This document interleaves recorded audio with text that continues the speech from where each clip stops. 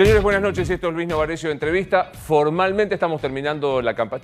Estamos terminando. Yo que recuerden, ninguno de los que estamos acá hizo campaña política, pero se está terminando la posibilidad de los actos proselitistas. Que primero es interesante, no es que no se pueda hablar de política, de ninguna manera. A partir de las 8 de la mañana de este viernes que vamos a iniciar, lo que no se puede es hacer propaganda política, pero sí se pueden discutir de cuestiones centrales de la política. Pero para evadir toda esta discusión de que si esto es o no, había que buscar a un invitado que tuviese una visión un poco más comprendedora, un poco más, con mayor ambición, vamos a decirlo en los términos que corresponden, y pensamos en un historiador. Obviamente cuando uno piensa en la historia argentina, piensa en alguien que logró no solo rigurosamente contar la historia, sino hacerla masiva, que es Felipe Piña, que viene de presentar un librazo sobre los cuentos de Don José, que es San Martín, en la posibilidad de ser relatado para tus hijos, que está trabajando sobre Gardel, que acaba de, como un rocker, cansarse de vender la historia de las mujeres argentinas, que van desde las más tradicionales, de Mariquita Sánchez de Thompson hasta Estela, de Estela Carlotto, por supuesto. Así que hay mucho para charlar. Obvio que voy a empezar a hablar de lo que está pasando en este momento, a ver si se parece algo en la historia argentina a lo que estamos viviendo, y después hablaremos del otro que te decía. Así que ya lo recibo. Señor, qué lindo verte. ¿Cómo andas, querido? ¿Todo bien? Gusto estar acá. Por favor. Placer. ¿Siempre tuviste claro que ibas a ser historiador desde la escuela? Más o menos. Yo quería ser veterinario. Y después... No estaría. ¿Sabes por qué? Porque estaba muy copado con la serie de Axari, ¿te acordás? Cuando era sí, Y después arqueólogo, y mi viejo me dijeron, no hay guita, no alcanza para... Hace algo que sirva. Arqueólogo. No. Y después tuve en el segundo año del Colegio Nacional número 6 a una pésima profesora de historia que me hizo muy bien, porque yo pensaba, como muchos compañeros que estábamos en ese curso de segundo año, que había otra historia, que seguramente esta señora contaba una que no era, y que había que buscar otra. Entonces empecé a leer por mi cuenta, y como muchos, y encontré gente muy interesante, de historia argentina, otras miradas, digamos, ¿no? Lo que interesante, porque podría haberte provocado lo contrario. Estoy muy agradecido a esa señora, muy agradecido. No la voy a nombrar porque no quiero, pero muy buena. A mí un poco me pasó con la historia. Sí. Yo tenía una profe que saltaba Rosas y saltaba Perón en la historia argentina. Bueno, muy común. Pero saltaba. Muy común. Aparte no estaba en los programas muchas veces. Vos era el tirano prófugo o Claro. el restaurador. Y después tuve una extraordinaria profesora en quinto año, una heroína, porque fue en el 76. Mi quinto año fue en el 76. Y ella, que era la profesora Elvira Giacometti, nos hacía pensar, cuidándonos y cuidándose, en ese contexto espantoso de país. Y estaré eternamente agradecido. La vida me dio el regalo de poder agradecérselo. Qué bueno. Trabajábamos en ese momento en Radio Mitre, a la vuelta de mi colegio nacional número 6, y un día le invité a que venga con los chicos a la radio, y fue un hermoso regalo para mí, y poder agradecerle a ella, que era una extraordinaria persona y una gran profesora que me terminó de enamorar de la historia, ¿no? Así que siempre la nombro. Vale la pena. Por supuesto. Vale la Yo pena. creo que lo más lindo en la vida es ser agradecido, y te vuelve... Ni hablar. Te vuelve la grande multiplicada por 20. El desagradecido es un tipo feo, es fea persona. El ingrato es fea persona. Totalmente. Sí. Felipe, hablemos un poco de este octubre del 2019. ¿Se parece a algo? Viste que toda la gente dice, son los 70, es la dictadura, o es Martínez de Oz, o es Menem. ¿Se parece a algo? A mí me estoy un poco cansado la necesidad de comparar permanentemente, ¿no? Yo creo que hay continuidades. Evidentemente el modelo Macri es un modelo, vi una pintada maravillosa en la calle que decían las medidas de Macri son 55, 90, 76, ¿no? Es lindo, sí. 55, 90, sí, claro. Sí, pero bueno... Por las dudas, recordemos, 55 la Libertadora. 76 Videla, 90 Menem, ¿no? Menem Cavallo, digamos. Claro. Sí, eso es evidente, hay una continuidad. Yo creo que tenemos que estar muy contentos de votar. Es una fiesta, yo voy con mis hijos a votar. Siempre es un momento de enorme felicidad. Viví horriblemente la dictadura, me cagaron la adolescencia, digamos, como a mucha gente.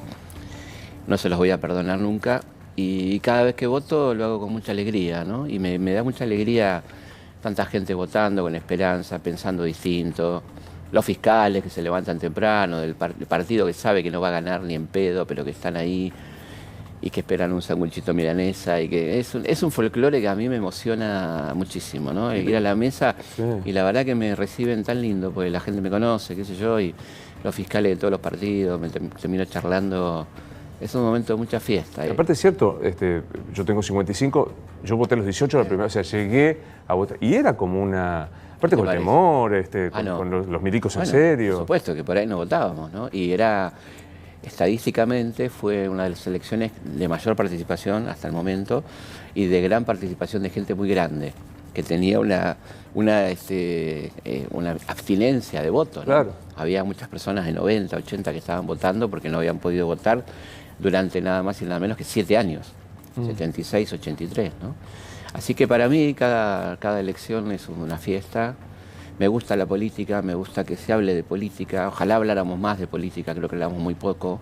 Hablábamos de bronca, de odio, de vos hiciste esto, y no hablamos muy poco de política. La política es una hermoso arte, ¿no? Que debería ser más cultivado y que si uno se remite a tipos como Platón en la República, ¿no? Donde ves lo que es la política, lo que le puede cambiar la vida a la gente, ¿no? Y yo creo que hablamos muy poco de política. Hablamos de vos fuiste chorro, vos hiciste esto, vos hiciste... Pero no hablamos de qué vamos a hacer con el país, ¿no? Preguntarle a un historiador vale la pena. La grieta siempre existió. ¿Viste? Dicen, no, siempre azul y colorado. Sí, la grieta es una porquería, porque la grieta que se puso de moda hace poco tiempo es una porquería porque nos hace creer que yo no puedo sentarme con mi primo o alguien que piense a comer un asado, ¿entendés? Soy un pelotudo si no puedo hacer eso, qué sé yo. Somos dos boludos, digamos. Si no puedo sentarme con una persona a comer o a tomar un café porque piensa distinto que yo, estamos mal de la cabeza, ¿no? O sea, podemos disentir, podemos no pensar igual, pero ¿por qué no vamos a poder hablar de otras cosas, de cómo están tus hijos, que son mis primos, mis sobrinos? Recordar la historia juntos, que no fuimos a Mar del Plata de vacaciones. Claro. No sé, me parece una locura que las familias se dejen de hablar. Y el odio es una cosa horrible, ¿no? Yo creo que aquel que labura sobre el odio y construye sobre el odio es una persona que tiene problemas psicológicos, ¿no? Yo creo que no hay que construir sobre el odio porque el odio no construye nada. El odio... Te pregunto de vuelta, ¿esta grieta es distinta a las otras? La grieta para mí, primero y principal, es una falta de respeto a la historia hablar de grieta. O sea, la grieta quiere decir que las personas piensan diferente. Grieta es la Guerra Civil Española, que hoy estamos enterrando, sacando una porquería como Franco del Valle de los Caídos, ¿no? Digamos, un tipo que estuvo homenajeado del 75 para acá, que fue un asesino, que fue un dictador, que sometió a España al atraso del 39 al 75, ¿no? Eso es una grieta, digamos, donde la gente se mató, donde hubo 500.000 muertos, ¿no? La grieta argentina es una grieta brava, pero, qué sé yo, también hubo momentos de unión nacional, qué sé yo, el Alberdi y Rosas, ¿no? Que hablamos la última vez que estuve acá, ese encuentro hermoso donde Alberdi le ofrece hacer a Rosas su abogado, habiendo sido enemigo, perseguido por Rosas, expatriado, escribiendo en Montevideo un periódico llamado Muera Rosas, y se encuentran en Londres y Rosas él le dice a Rosas, quiero ser su abogado porque lo están atacando injustamente, le están haciendo un juicio en ausencia que no corresponde. Yo sigo pensando en unas cosas de usted que no me gustan, pero quiero ser su abogado, y Rosas le dice, qué mejor abogado que el padre de la Constitución Nacional. Pero no le conviene, amigo, le dice. Permíteme que le diga amigo, no le conviene porque no tengo un peso, y a la verdad. Y además se lo van a perdonar nunca. Nunca le van a perdonar haber sido el abogado de Rosas, ¿no? Le dice a Alberdi. Y se dan un abrazo. Y comienza una amistad hasta la muerte de Rosas, que muere antes que Alberdi. Y Alberdi se transforma en un tipo, no defensor de Rosas, pero que se escribe con él, que intercambian ideas que estaban postergadas, tantas cosas para decirse fuera del combate. Viste que en el combate te encegueces.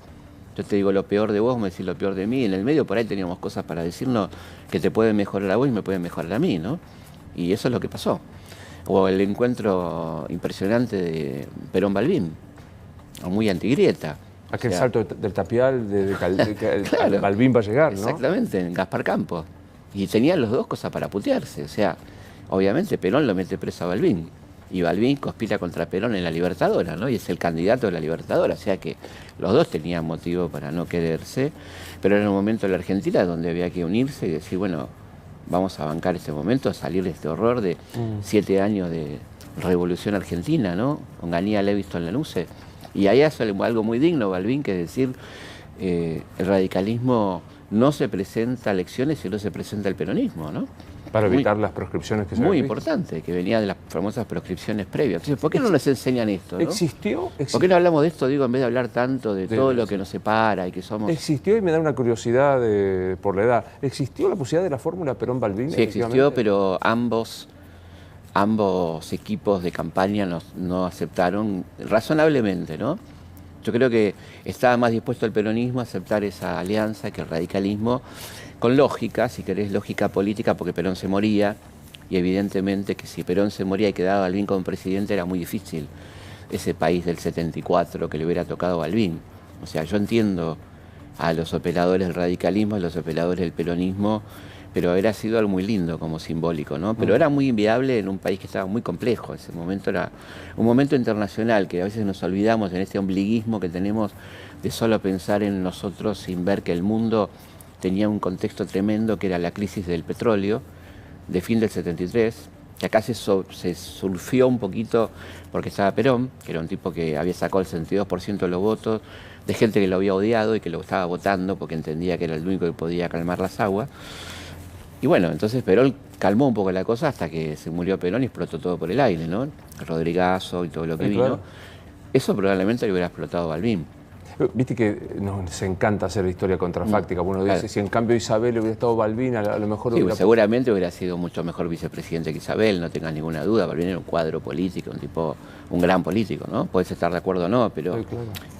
Era un gran político. Me lo acuerdo, Balbín pidiendo aguante, o sea, pues se venía el golpe, decían, faltaba 8 meses. Todos los incurables tienen cura 5 minutos antes de la muerte. Exactamente. Sí, nadie lo escuchó, como nadie lo escuchó al doctor Allende, que también hizo un discurso muy lindo en ese momento, pero ya estaba todo jugado, ¿no? Una cosa... Me acuerdo perfectamente, yo tenía 17 años, esa noche tremenda. Se venía algo, aparte se venía contaba... el golpe, ¿viste? ¿Para cuándo? Yo me acuerdo... Bueno, la Razón lo anunció. ¿Para cuándo el golpe? ¿Te acuerdas? La Sexta decía, es inminente el final, todo está dicho, 23 de marzo a la noche. Tremendo. Tremendo. Ya vuelvo a la Argentina. Sí. Dame tu mirada sobre Chile, porque hoy hablábamos con Ominami, me pareció impactante. Tipo muy interesante, mira. Muy. Sí. Y la verdad que para que nos deje callados 20 minutos a los periodistas, tiene que haber sido bueno. Claro, pero es argentino además. ¿Cómo? Y él decía, no son 30 pesos del aumento del subte, son 30 años de un modelo en donde el 10% es dueño del 60% de la riqueza. Dame tu menos mirada. Del 10, menos del 10, el 1%. Dame tu mirada. Es un país el más injusto de América Latina, un país que no salió del pinochetismo, que aún con los gobiernos pseudo-socialistas, Aylwin y demás, siguió con un modelo económico muy injusto y que postergó distribución, postergó derechos básicos de la gente, que le hizo creer que no tenía derecho a la salud ni a la educación. En Chile vos estudias una carrera universitaria, tengo gente muy cercana en Chile, eso te cuesta $30.000, que te endeuda de por vida. Vos tu vida profesional va a estar destinada a pagar tu carrera universitaria. Es mucha plata, $30.000, ¿no? Te dan un crédito para que estudies, o sea, la universidad es pública, pero no es gratuita, y la salud tampoco es pública, todo se paga, los salarios no son altos. Y el modelo chileno es un modelo que acá siempre se ponderó como extraordinario, etcétera, y bueno, evidentemente no lo es, ¿no? Yo creo que debe servirnos, no para ponernos contentos por el fracaso, porque es muy perverso, ¿no? Decir, mirá, viste que te dije, eso es... La gente que me conoce sabe que yo odio la palabra te dije, ¿no? Porque me parece muy chota, muy... Yo te dije, bueno, pará, loco, ya está, les pasó, qué sé yo. No es por el yo te dije, es tremendo lo que está pasando a los chilenos, ¿no? Es muy triste. Digo, hay como un fenómeno, ¿no? O sea, el rey está desnudo, porque a los que ponían a Chile como ejemplo se desnudó adelante de... Absolutamente. Me sorprendió y me preocupó ver en Uruguay las movidas que hay con un partido de derecha a derecha, con tremendo, con 10 y pico %, ¿no? Sí. ¿Hay un giro, un intento de pegar la vuelta hacia la derecha? Hay un intento que para mí va a fracasar rotundamente, ¿no? Para mí no va a funcionar, por supuesto, el intento. Hay un presidente que está marcando agenda, que es Trump, ¿no? Que está diciendo, están autorizados para ser racistas, están autorizados para ser misóginos, pueden decir lo que quieran, que está todo bien. Hay un Bolsonaro que es un poco un alumnito berreta, ¿no? De Trump. Entonces hay como un clima que parece ser, pero bueno, ¿cuánto dura eso, no? Dura lo que la gente soporta. ¿Y ahí cómo ves cómo funciona el fenómeno Maduro? Bueno, para mí es un muy mal presidente, creo que tiene muchos problemas, ¿no?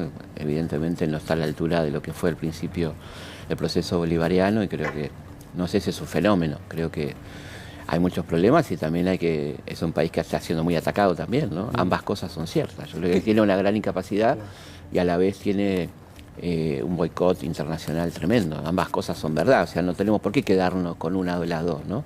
En esta cosa dicotómica, sí, eso, decís que sos chavistas, o sea, no puedes hablar, ¿viste? Pero viste que la izquierda y la derecha se niegan, o sea, la izquierda se niega a condenar, que es como vos decís, un mal presidente, y la derecha se niega... Claro, porque acá pasa eso, ¿no? Yo tengo muchos seguidores en las redes y vos hablás mal de Chile y dices, ¿y Venezuela? Bueno, ahora estoy hablando de Chile, cuando hable de Venezuela, hablo de Venezuela, qué sé yo, hablemos de Chile, que es el quilombo que está ahora, ¿no?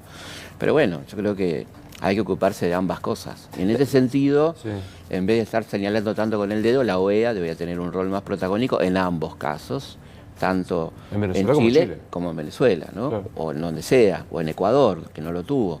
Entonces creo que la OEA es evidentemente una sucursal de Washington que no opera como tiene que operar, ¿no? Contanos para los que somos más burros, el origen de izquierda y derecha a la Asamblea Francesa y hoy 2020, ¿qué es izquierda y derecha? ¿Cómo nace el concepto y qué es hoy? Bueno, nace como una casualidad porque el presidente de la Asamblea Nacional de París, en plena revolución, dijo, tiene la palabra el diputado de la derecha y quiso el destino que el tipo que estaba ahí era un monárquico reaccionario, a la izquierda estaba la montaña, los girondinos, los Robespierre, los Danton, la verdadera revolución, digamos, y en el centro estaba la nada, que era el pantano, el centro, y ahí nació izquierda y derecha. Pero ¿no? pura casualidad física, después, no sé cómo decirlo. Yo creo que hay muy mala forma de analizar en estos fanatismos, lecturas fanáticas, ¿no? Yo creo que la historia la leída con fanatismo es de boludos, de gente boluda, porque si te vas a sentar a leer historia no te pongas fanático, porque no tiene sentido, ¿entendés?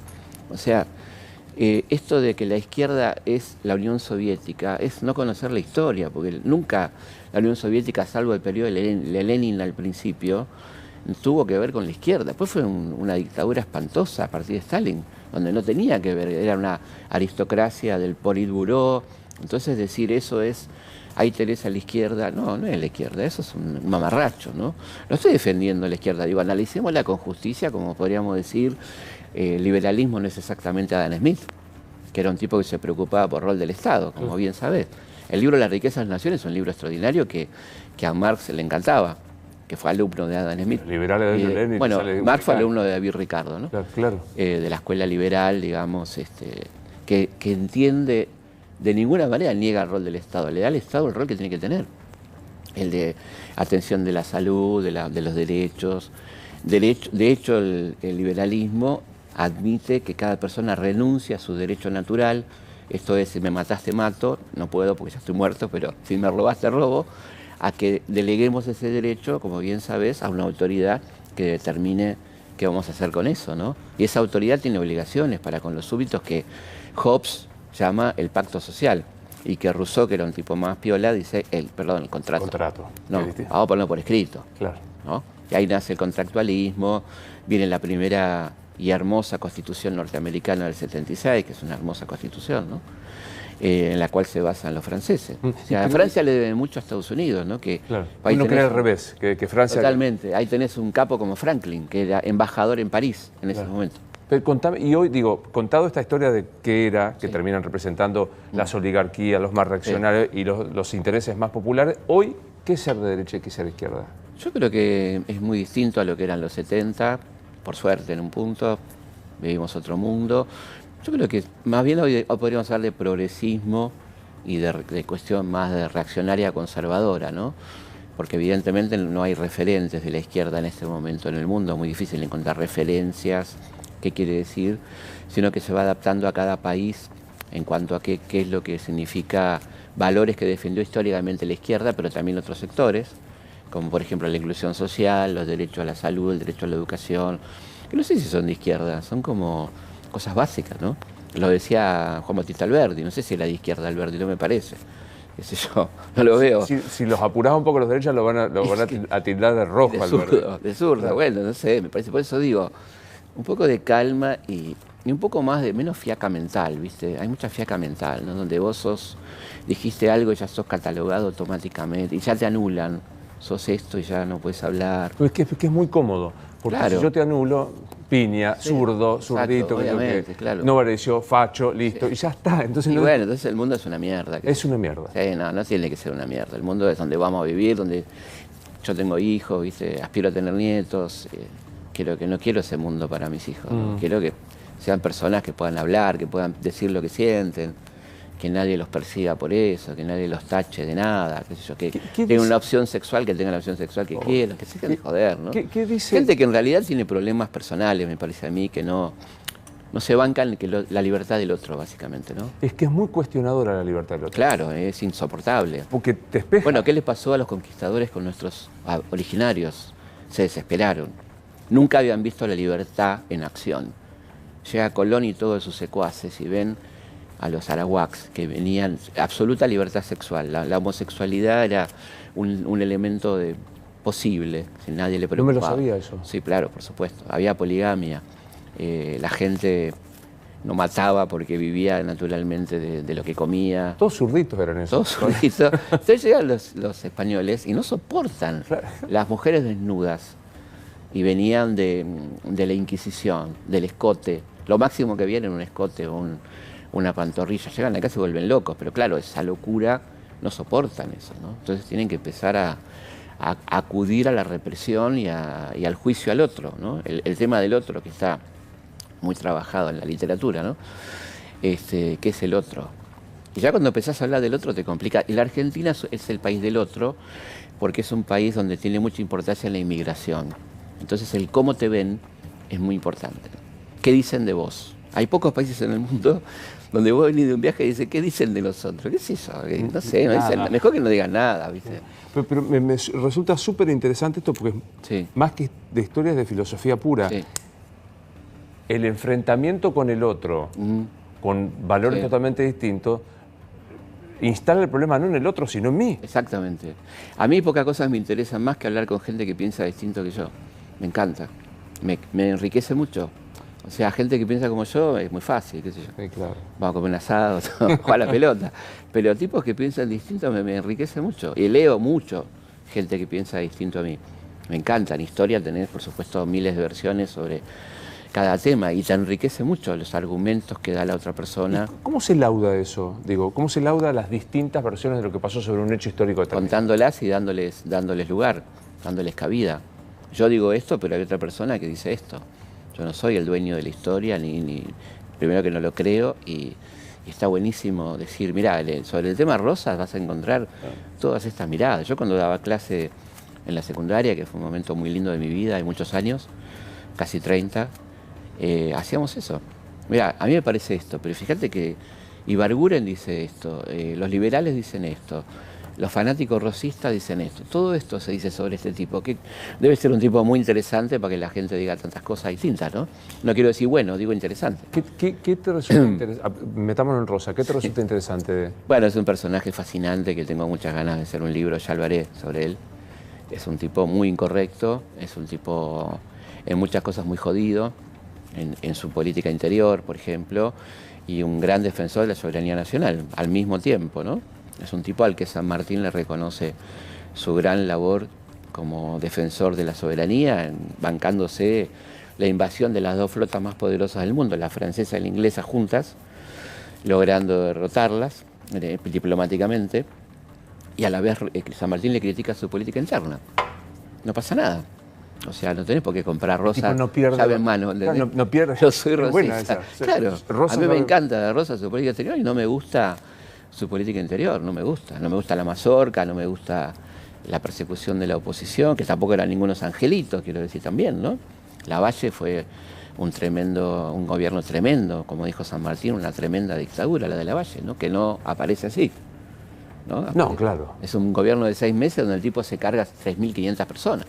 Casi todo lo que mató Rosas en sus 20 y pico de años de gobierno. No estoy equiparando ni nada de eso, digo, ¿por qué salvaje es unitario? Bueno, por esto. Ahora, eso no lo limpia Rosa de lo que hizo.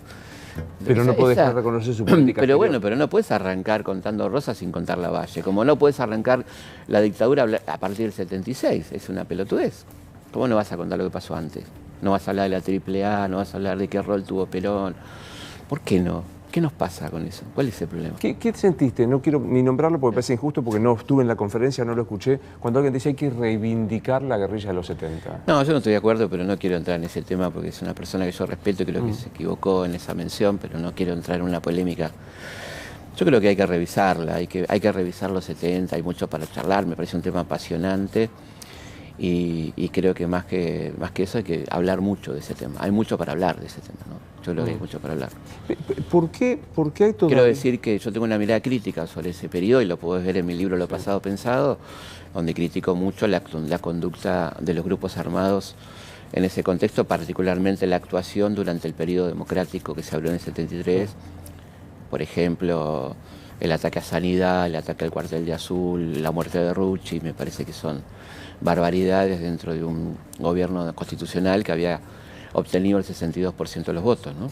Otra cosa es cuando ya está la dictadura instalada, claro. Pero bueno. En esto de no comprar nada llave en mano, pasa algo con personas que a mí me generan una gran admiración. Anteayer, que cumplió años Estela Carlotto, sí, que vos pusiste en tu libro, sí, que es un hermoso recuerdo de ella. Y a veces yo no coincido con lo que dice políticamente. No tenés por qué. Cuando habla de derechos humanos yo me suelo quedar callado, ¿no? Pero hay, digamos, ¿por qué se pervierte figuras como madres y abuelas que, yo no sé si tomamos la dimensión, se enfrentaron a una dictadura solas con su cuerpo y un pañuelo y sostuvieron por años el camino jurídico de reclamar en la Bueno, se usa eso, ¿no? Yo creo que Estela es una persona intachable, absolutamente, no hay nada que decir de ella, más que una persona que en momentos donde en este país no había justicia, siguió creyendo en la justicia. ¿Iba al tribunal? Recurrió a Italia, ¿no? Sí, claro. La causa contra Videla se tuvo que reiniciar en Italia porque acá estaba el gobierno de la Rúa que avaló lo actuado por Menem, del indulto y todo eso, ¿no? Entonces ella tuvo que ir a Italia y en Italia se inició la causa que termina con Videla preso. Así que para mí es una hermosa persona, tengo la suerte de conocerla mucho y la verdad que me parece una persona admirable. Y sé perfectamente que si algo no tiene Estela adentro es odio. Y podría tenerlo perfectamente, ¿no? Si te matan a un hijo, es lo que la misma derecha dice, te quiero ver cuando te matan a un hijo, viste que cuando piden la pena de muerte, decía, claro. Bueno, usen el mismo argumento para con Estela, la persona que le mataron a una hija, ¿no? Y de la manera más tremenda. Y sin embargo, ella jamás le vas a ver una actitud de odio, no tiene odio adentro, ¿no? El método de la historia dice cuánto tiempo debe pasar para empezar a... Se acabó eso, se ha perimido, vas a ver en Europa, en Estados Unidos, en las mejores universidades, cátedras que tienen historia inmediata. Por ejemplo, en este momento hay universidades que están tratando el tema Siria, que es lo que tratan hoy. ¿Cómo lo tratan? Bueno, con el aporte que puede hacer la historia, esto es el contexto, qué es el partido Baas, quién es al-Assad, qué pasa con Turquía, de dónde viene esto. O sea que la historia no tiene por qué. Por ejemplo, la historia de Oxford que se publica anualmente, la del año pasado, la del año anterior, ¿no? De lo que pasó hasta el año anterior. Yo creo que lo que te pasa es que tenés un poco más de perspectiva y un poco más de elementos de análisis que para nosotros son muy importantes, que transcurrido el tiempo hay producción bibliográfica, claro, más elementos de análisis, pero nada te impide también como ciudadano opinar sobre lo que está pasando, ¿no? Ahora voy para hacer historia entonces reciente. ¿Cómo te llevas con los Netflix? Porque te dijiste ahí del partido Baas y demás, y me acuerdo, hay una serie que se llama El Espía, no me acuerdo cuál es, que cuenta la historia de la formación de... ¿Cómo te llevas con las historias que cuentan los Netflix? Bueno, depende de qué Netflix. A mí la de Bolívar no me gustó, por ejemplo. Hay otras cosas históricas que son extraordinarias. El Ministerio del Tiempo me parece fantástico, muy bien hecho, con mucho rigor, divertida, que es un viaje en el tiempo, ¿lo viste? Le recomendamos a la gente que nos mira que la vea, que está buenísima, está en Netflix. Depende de cómo esté hecho. O sea, me parece genial que la historia esté al alcance de la gente en el on demand y, bueno, como pasa con mis cosas que están en YouTube, que los pibes la usan para estudiar. Tengo una serie llamada Ver la Historia que me llegan y que me da mucha alegría, ¿no? Cuando dice, aprobé la materia porque te vi. Bueno, esa es la cosa lo lindo que tiene este momento que estamos viviendo tecnológicamente hablando, ¿no? Bueno, hagamos un poco de historia así a grandes rasgos. Alfonsín merecería para vos qué pincelada de recuerdo. Y Alfonsín tuve la suerte de tratarlo mucho. Era un tipo muy lindo tipo, un tipo muy sufrido. Para mí merece un lugar importante en la historia, pues se tuvo que bancar muchas, muy complicadas, en momentos muy difíciles. Fue un poco la transición, encontró un país destrozado económicamente, anímicamente, donde la gente cantaba el himno bajito, porque le había quedado el recuerdo de la dictadura que se apropió de los símbolos. Un tipo que tuvo el coraje de hacer el juicio a las juntas y que, bueno, se vio con esa situación tremenda de Semana Santa, donde el ejército tenía mucho poder todavía. Y tuvo que recular, lo que a nadie nos gustó, por supuesto, y lo criticamos en su momento, yo lo hablé con él y No, una persona que me parece muy admirable, con las críticas que corresponde hacerle a una persona que respetás. Si la respetás, le haces una crítica, ¿no? ¿Menem? Y Menem, qué sé yo, Menem fue un desastre, ¿no? Fue como un tipo que muy traidor a lo que prometió. O sea, prometió salariazo, revolución productiva y vino a aplicar un modelo completamente contrario a lo que prometió. Independientemente de que te guste o no el peronismo, él había prometido peronismo. Y hizo neoliberalismo, ¿no? Creo que la diferencia con Menem es que Menem era un gran político. Esto le van a sacar de contexto, me fui al carajo. Te sale, editadito. Era un... Pero repetilo pegado con No, la el otra. tipo era un gran político que hizo un desastre, póngalo completo, chicos, que hizo un desastre en Argentina, ¿no? Era un gran político que hizo un tipo muy hábil. Muy hábil. Sí, un tipo que le gustaba la política. Muy manipulador, le gustaba la política, manipulaba, sabía, tenía claro que era ser presidente. Entonces, en ese sentido, por ahí está bueno diferenciarlo del presente, pero para mí fue las peores presidencias de la democracia, ¿no? En cuanto al indulto, a destruir el aparato productivo, nos quedamos sin trenes, una cosa espantosa. Yo soy de Rosario, así que la revolución productiva arrasó no, bueno, arrasó Casilda, ¿no? y con la historia de mi viejo, San Lorenzo, Puerto San Martín, Bermúdez. Me parece uno de los peores gobiernos de la democracia, el de Menem, y yo me acuerdo que la pasaba muy mal, y el día del indulto lloré mucho, ¿no? Fui con mis hijos a la plaza y me pareció un momento tristísimo. ¿De la Rúa qué fue? Un desastre, un desastre. La verdad que una vergüenza porque era un tipo preparado, había sido un buen legislador con algunas leyes interesantes como la ley de indígena, de la tierra indígena. O sea, bueno, daba cierta ilusión, sabiendo que era un tipo de derecha, dentro del radicalismo, más alvearista que irigoyenista, pero como gobernante fue un desastre, realmente un desastre. Fue, bueno, y la cereza de la torta fue a traerlo a caballo, ¿no? Para terminar con un gobierno que tenía un programa claramente progresista, ¿no? Alianza para el Trabajo, la Justicia y la Educación, ¿no? Nada de Así eso, se llamaba la alianza, sí, claro. nada de eso ocurrió con gente que a uno en ese momento le parecía muy interesante, ¿no? Estaba Chacho, estaba Chacho, Graciela. estaba gente muy... Y bueno, fue una tragedia porque además fue muy miserable su retirada, el estado de sitio, ¿no? 33. Una palabra prohibida, porque vos pensás que convocar al estado de sitio en Argentina, después de 30.000 muertos, desaparecidos, bueno, la gente lo entendió inmediatamente, ¿no? El tipo terminó de hablar y sonó las cacerolas en todo el país. Hago paréntesis, yo me acuerdo que tengo que ir al post de la Rúa. Dijiste 30.000 desapareció. ¿Qué te pasa cuando escuchás la discusión de las cifras? Y me da, qué sé yo, me parece que es una discusión muy berreta porque además la culpa de que no sepamos la cifra no es de las víctimas, de los victimarios, ¿no? Del método que eligieron para hacer desaparecer a la gente. Si ellos hubieran hecho juicios, hubieran aceptado los habeacorpus que se presentaron algunos 200 por la misma persona y no se contestaban, hoy tendríamos la cifra exacta de presos, muertos, fusilados o lo que sea.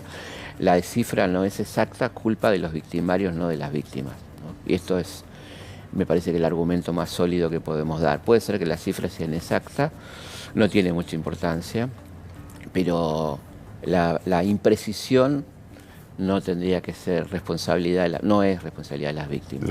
Los que eligieron la oscuridad, los centros clandestinos, los fusilamientos clandestinos, los robos de bebé, actuar en la noche sin la ley, rechazar todos los habeas corpus, que es decir, ¿de qué se acusa a esta persona? Porque vos no podés decir legalmente que un desaparecido fue terrorista. No lo puedes decir porque todos los habeas corpus fueron rechazados. Esto no quiere decir que no lo hayan sido. Digo, legalmente no se contestaban los habeas corpus, que quiere decir, ¿de qué se lo acusa? ¿Dónde está? ¿No? O sea que además hicieron muy mal las cosas legalmente, ¿no? Alguna vez escuché decir, capaz que lo dijiste vos, que el sadismo del operativo de desaparición y de robo de bebés es probablemente el más sádico, perdóname la redundancia, de todos los fenómenos que ha habido de desaparición de personas o de fenómenos dictatoriales. Por lo mismo, estamos hablando en cantidades muy distintas. Muy distintas, ¿no? Sí, con sí, el nazismo. el nazismo. Pero que hay como una pesadez en el sadismo. Sí, bueno, ellos también lo hacían, ¿no? Los nazis también lo hacían y acá se recicló un poco lo que hicieron los franceses en Argelia. Acá hubo muchos asesores franceses muy tempranamente, ¿no? En 1957 con la Libertadora llegaron y empezaron a enseñar el método de desaparición y hubo un primer desaparición en el 62 que fue Felipe Vallese, dirigente de la UOM. Okay. Por supuesto, tiene un efecto paralizante en la familia. Si hago algo, por ahí lo matan. Si me muevo, si pido, si reclamo. No tener una tumba donde llevar una flor, es tremendo, ¿no? es una cosa tremenda. Total. Espantosa.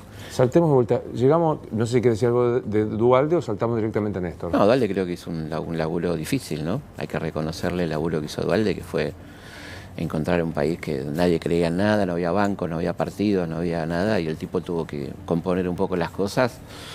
Terminó mal por las muertes de Puente de Avellaneda, ¿no? Pero bueno, qué sé yo. ¿Néstor?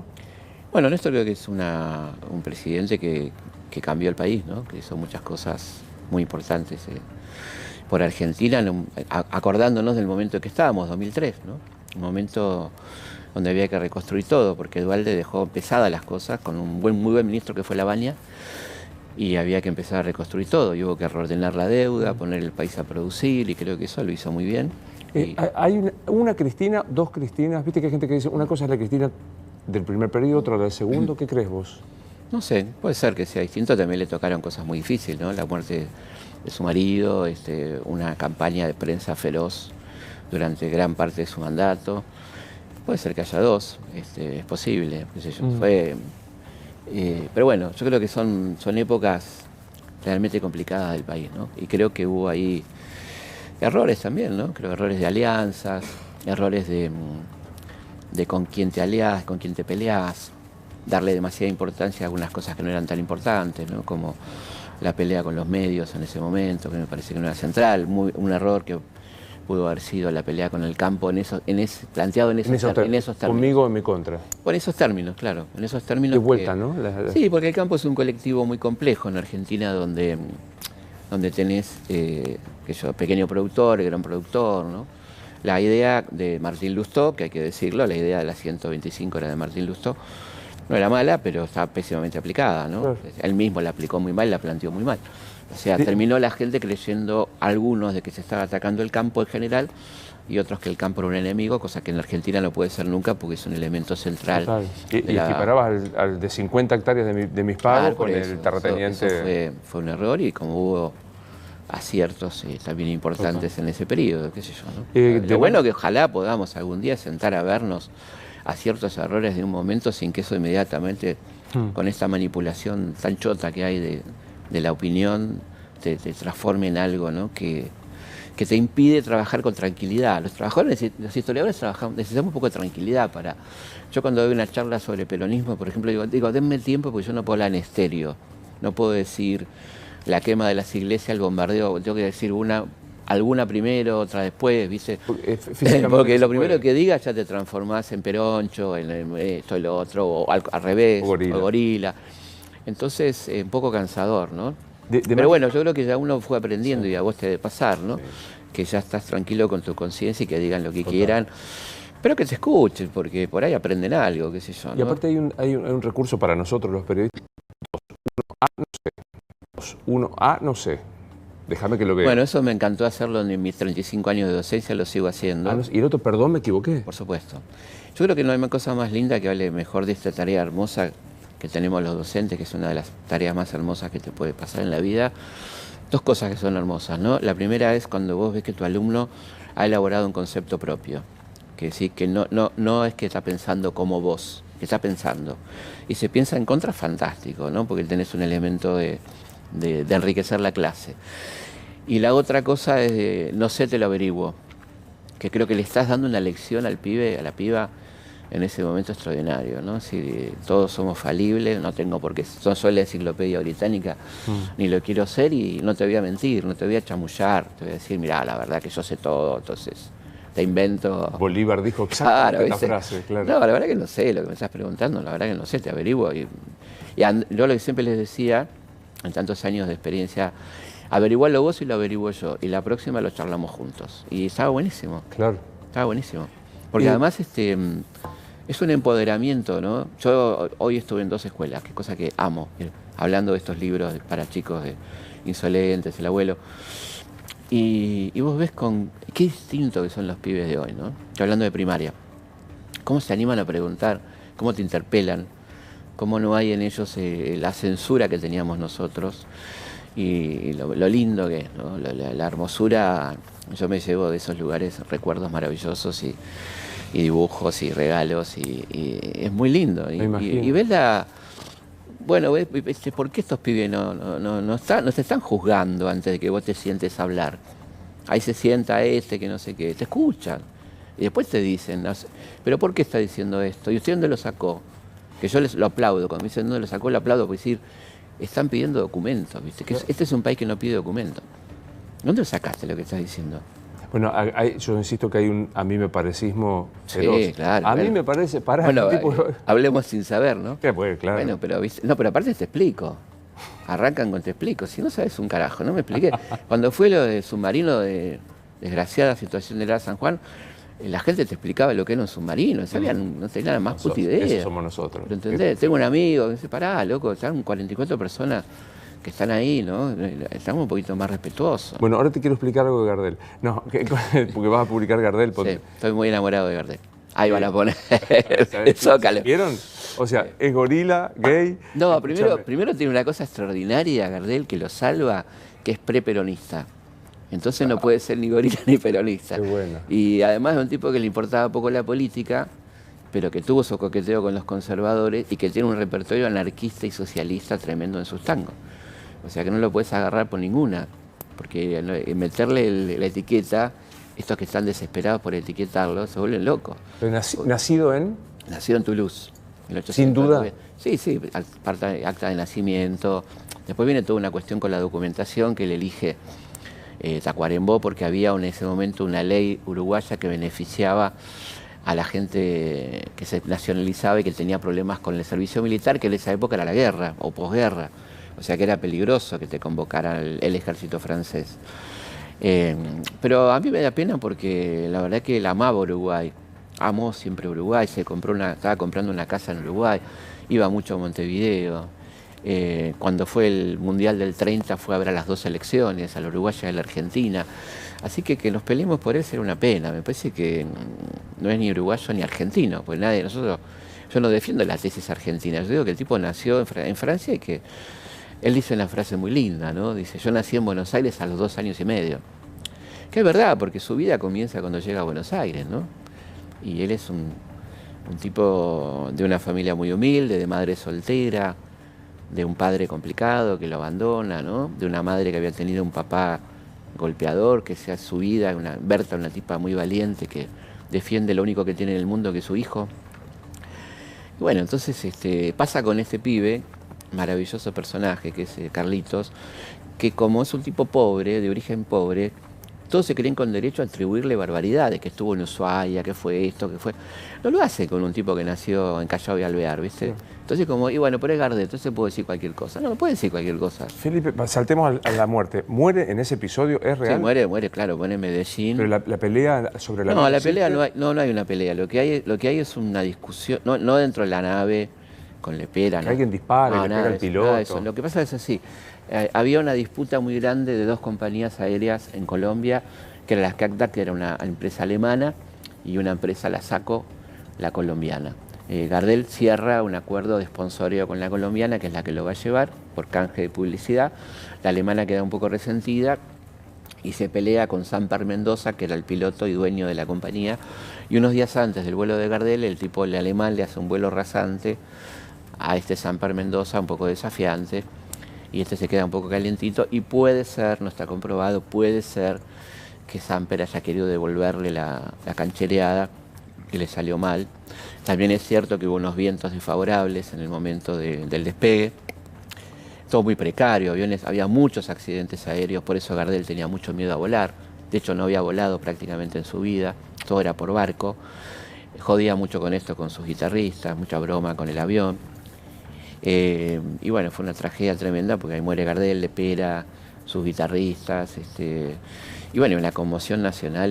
Claro. Bueno, hasta ese momento, el ídolo máximo, el tipo que había triunfado en Nueva York, en París, en Barcelona, en América Latina, el ídolo, porque no había tantos ídolos populares que congregaran a 10.000 personas en la Plaza de Toro, que los fueran a esperar, que tuvieran que interrumpir el tráfico aéreo en los aeropuertos porque llegaba Gardel, ¿no? Y un tipo muy bueno con la gente, tremendamente generoso. O sea, él le daba plata a todo el mundo, no preguntaba nada. Hay una anécdota muy hermosa, están en París y están con un amigo y se acerca un tipo y le dice, maestro Gardel, yo soy argentino. me da plata, qué sé yo. Y él le da plata y el amigo dice, che, ¿no te diste cuenta que no era argentino? Sí, sí, pero me di cuenta que tenía mucho hambre. Y ese era Gardel. ¿Tuvo pareja oficial? Tuve una pareja oficial que fue Isabel del Valle, su novia oficial, con la que no se terminaba de llevar muy bien. Pero bueno, tenía, imagínate, un tipo que la estaban esperando las mujeres en todos lados. Y él decía bueno, que le gustaban mucho las mujeres, que le gustaban mucho las latinas. Tenía su preferencia por las latinas y tuvo muchas novias a lo largo de su vida, en todos lados, ¿no? Y en los últimos momentos está con un personaje muy particular que es Madame Yvonne, la del tango, que era una Yvonne Gerti, un personaje muy interesante que aparentemente es la última mujer con la que estuvo en Colombia, ¿no? Es increíble, se nos fue el programa, 50 minutos hablando, yo tengo 50.000 preguntas más. Siempre que te veo, yo tengo una especial admiración por Eva Duarte y he leído casi todo lo que he podido de sus biografías y sé que vos has investigado mucho. Hay una hipótesis que sostiene que Perón sabe, porque su primera esposa había padecido de cáncer de lo que tenía Eva y no hace nada como vengándose de la popularidad. No, no estaba tan claro en ese momento lo de este papilo, ¿no? que causa, no era tan perverso Perón para eso, ¿no? Pero lo que sí pasa que es un asunto de Estado y que hay que manejar con mucho cuidado la información sobre lo que le pasa a Eva, ¿no? Pero no creo que haya sido así, ¿no? Que haya hecho a propósito, ni que... No creo eso. Yo creo que sí que es una de las grandes mujeres y ojalá la gente que la odia se tome un ratito para averiguar quién fue. ¿Y cómo vino? ¿Qué hizo? Sí, todo lo que hizo, ¿no? Porque gran parte de lo que mucha gente disfruta tiene que ver con ella, ¿no? Entonces, a la vez se le puede criticar un montón de cosas que está perfecto criticar. Corregime, la Libertadora arma una especial auditoría sobre la Fundación Eva Perón, que dice una de las señoras que auditó, dice, no puedo decir absolutamente nada sobre que Eva Perón se haya quedado con un centavo de la Fundación. Lamentablemente no puedo decir lo mismo de los interventores de la Libertadora. Así que bueno, ahí la tenés. Sí, además lo que hicieron con su cadáver, ¿no? Toda esta cosa. Yo creo que mi invitación es para la gente que nos está mirando que se tome un tiempito antes de odiarla, que tiene todo el derecho a odiarla, a ver quién fue, ¿no? Como le pido a otra gente que odian a Roca, que se tomen un tiempo para ver quién fue Roca, qué sé yo, ¿no? Después lo odian. Igual que Sarmiento, es decir, no te pierdas a Sarmiento, no te pierdas a Borges, ¿viste? Odiarlo informado. Claro. A mi generación le pasó que casi nos perdemos a Borges, ¿viste? Claro. La puta, ¿no? O sea, que hay quien te estás perdiendo. Nada menos. Entonces, qué sé yo, léelo. Están los cuentos de Don José de San Martín. Están las mujeres, fueron 2 tomos. Sí. Los 2 tomos. Se viene Rosas. Se viene Gardel primero. Se viene Gardel. Estás con Karina Mazzocco con Canal 9 haciendo un programa. Sí, un programa muy lindo que se llama Instantes, que es un poco la vida de los famosos de la Argentina, de los 60, los 70, y yo hablo un poco del contexto que les tocó vivir aprovechando, es una excusa el programa para aprovechar el extraordinario archivo que tiene Canal 9, ¿no? Qué bueno. Un archivo de la época de Romay, digamos. Un tal, que creo que lo conoces, un tal Darío Stanraiver, sostiene que mentira la verdad. ¿En la historia mentira la verdad?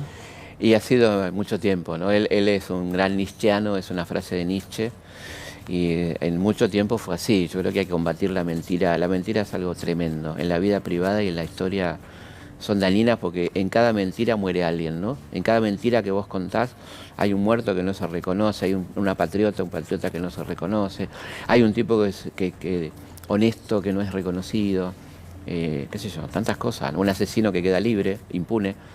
Entonces creo que por lo menos la mentira no sirve para nada, ¿no? Es insostenible, es muy incómodo, ¿no? Decía Lincoln, el mentiroso tiene que tener buena memoria, ¿no? Tiene que acordar que mintió. Siempre el mismo cuento. Claro, que mintió, qué sé yo. Entonces es incómodo aparte. Total. No recomiendo eso, ¿no? Bueno, un placer verte como siempre. Igualmente. Lo mejor para vos. Igualmente. Esto es Luis Nevares Entrevista. Hasta la próxima.